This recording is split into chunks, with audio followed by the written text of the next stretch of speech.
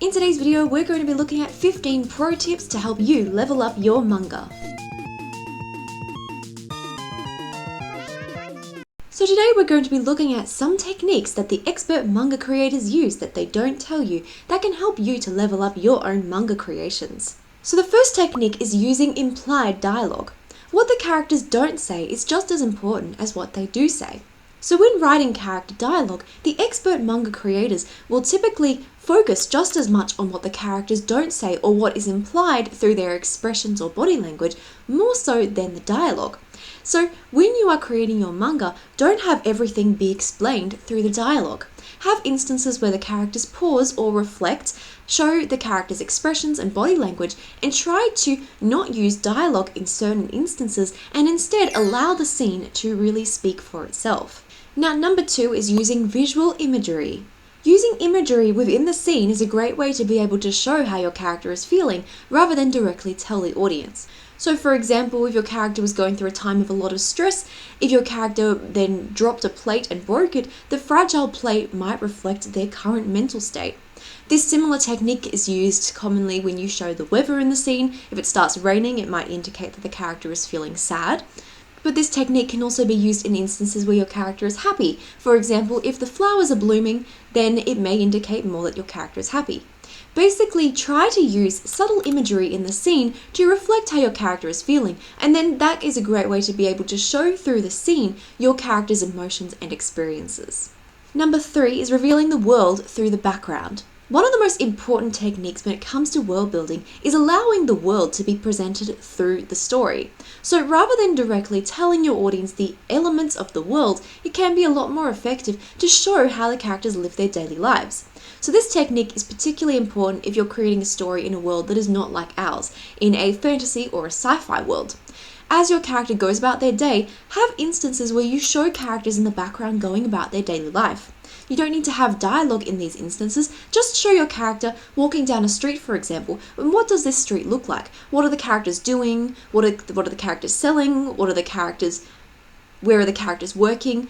So think about these little instances when it comes to your world building and the small elements about the currency, the transport, the jobs, the hobbies, all of these little things that make up the world. By presenting these in the backgrounds of your stories, it's going to make your world feel a lot more believable and interesting. Now, number 4 is using contrast to enhance the scene. So in manga, the balance of black and white in the pages is really important, and this is a great way to really help your manga pages to stand out a lot more.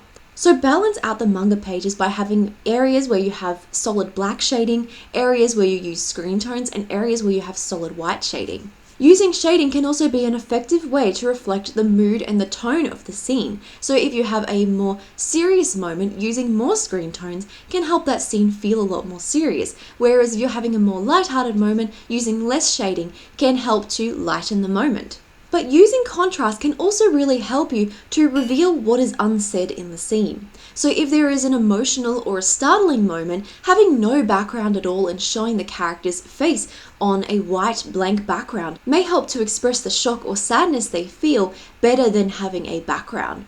And this is something that the expert manga creators really take into consideration. They don't always have backgrounds in the scene. Sometimes that minimal space is what is necessary to bring focus to the characters. Now, if you are creating a colored manga or a webcomic, then you can also use this technique through colors. Use certain color choices to reflect shifts in the tone of the scene. So in a lot of instances when creating colored webcomics, they'll usually use more of blue-toned colors when the scene takes a more sadder tone. And this is a really good way to be able to show that tone shift in a more psychological level and to be able to reflect it in the colors in the scene. So continuing on from the next tip, number 5 is less is more. So when you're creating your pages, you don't need to have a whole lot of detail to express your scene. In fact, detail should be balanced with less detail in order to make certain elements stand out more. When you want a particular element in the page to stand out, try to avoid using a background entirely or use blank space to your advantage. Blank space can be a great way to draw attention to your characters and the events in the scene. If you want your readers to focus on an object or a character, try to use minimal or no backgrounds in order to draw their attention to that character. But this technique can also be used in other elements of your pages also.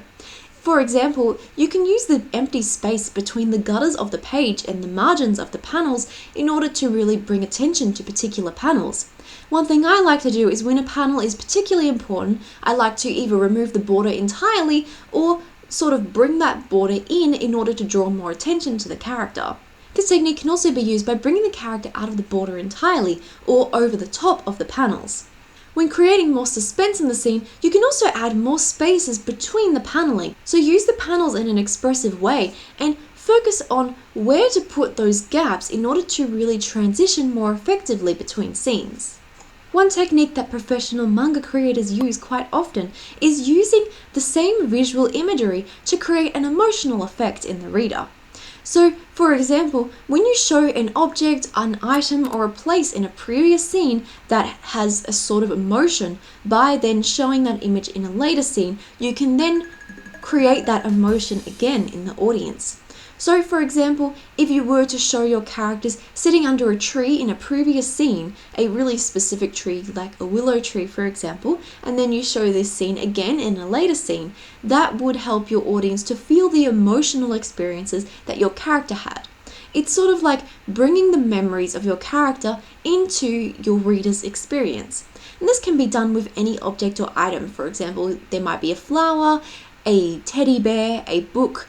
By presenting these items and putting that visual focus on it during a specific scene with a lot of emotion in your story, and then showing that object again in a later scene, it can help your audience to feel those emotions and memories along with your characters.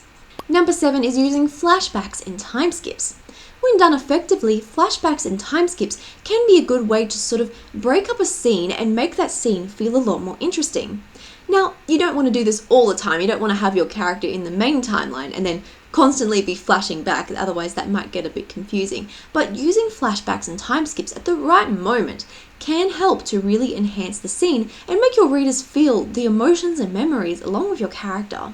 It makes your story interesting when you're not constantly following a linear timeline where you're going from this scene, this scene, this scene, this scene. If you show every single scene, it might slow down the pacing of the story. But when you begin introducing moments, for example, if your character finds something and then remembers something, you can then use that as an experience to have a flashback moment where you show your character in their younger self re-experiencing the events. So put flashbacks in correct positions where you feel like the story has been the same for too long. Put a flashback there in order to really enhance the story and bring your readers into the most important and memorable moments in your story. Number 8 is highlight the critical action. When creating manga, most manga creators will not focus on intense detail in every single panel, particularly in battle scenes. You will notice how in most smaller panels in battle scenes, the movement will be shown much more loosely, but the manga creator will instead focus the most important detail on the highlight moment of the scene. So if you have smaller panels, try to instead focus on the final action that your character is taking. So you don't need to show every single movement. Instead, you want to put your biggest attention on the most important moment in the scene. So the very moment when your character unleashes their special ability, or the moment when they use a special defensive maneuver, those are the moments you need to put the most amount of detail into. And then that is going to really help to enhance the scene and make it a lot easier for you to draw as well. Because when you're having battle scenes where there is 2 or more characters in the scene, it can get really complicated really quick adding all of those details. So this is why it can be better to more loosely draw the other smaller panels and put your biggest attention on the highlight panel. Number 9 is transform storytelling cliches. There are many familiar tropes that we see in a lot of manga, and a good way to sort of use those tropes to inspire you is to try and look at the things you see most commonly in manga and then turn them around in an unexpected way. Twist them in a way that your readers may not expect. So there are so many different tropes out there that you could use this for, but try and find a cliche that you see a lot and think about how you might turn this cliche or merge it in a way to create something new. But you can also do this by twisting expectations in genres. So we do tend to see a lot of fantasy series, but we don't always see fantasy mixed with strong science fiction elements. And we do see slice of life series, but that slice of life isn't always mixed with really serious horror elements. So think about when you are creating your story, how you can mix genres in a certain way to really help your story to stand out more. By twisting the usual cliches and combining genres that aren't usually combined, this can help you to create a really interesting and unique foundation for your story. Number 10 is become the camera director. Now, I know as an artist that perspective can be a little bit confusing, but it does enhance your scene. And even if you don't want to use perspective necessarily, changing the camera angle between panels can help your scene to feel a lot more dynamic. So if you're having a conversation between characters, don't always show that scene in the exact same angle with the two characters talking. Instead, try to change the angles to reveal what the characters are doing. And this can also provide more of a psychological experience where you can reveal emotions about your characters without saying those emotions. So as your characters are talking, maybe you show one character at an upward angle looking up at them. This makes them look very powerful. And especially if this character is angry or showing a strong emotion, this might make them seem a bit scary. Then by showing the characters in a different angle where you have one character in the foreground, another character further away in the background, it might show something your character is doing. Maybe they have their hands behind their back, and this might show that they're feeling a bit more vulnerable. So using angles in specific ways can help to reveal a lot more information about the scene, rather than just showing your characters on the side talking. To try and help you do this when it comes to being the camera director, break your page into thirds and use the rule of thirds composition. And so when you're creating your panels, imagine that there is a 3x3 grid and think about where you can put the most important elements in each panel or in each part of the page in order to make that page stand out a lot more. Basically, in the rule of thirds, it's a composition technique where anything meeting the intersecting lines in the 3x3 grid is an important spot to place an important element in the illustration. And this can not only be done with illustrations, but it can also be done through manga pages as well. If you put a 3x3 grid over your manga page and put the most important elements over the grid, that can be a really good way to help you know where to put the most important elements in the page. And especially when using composition to be the camera director, this can be particularly helpful. But it can also be helpful in other ways, such as creating asymmetry. And this brings me to my next tip, which is 11. Use asymmetry to create tension. Naturally, it makes us feel more psychologically calm when we see a page that is following composition rules. However, if you focus more on asymmetry in the page, this can actually create a more unsettling effect.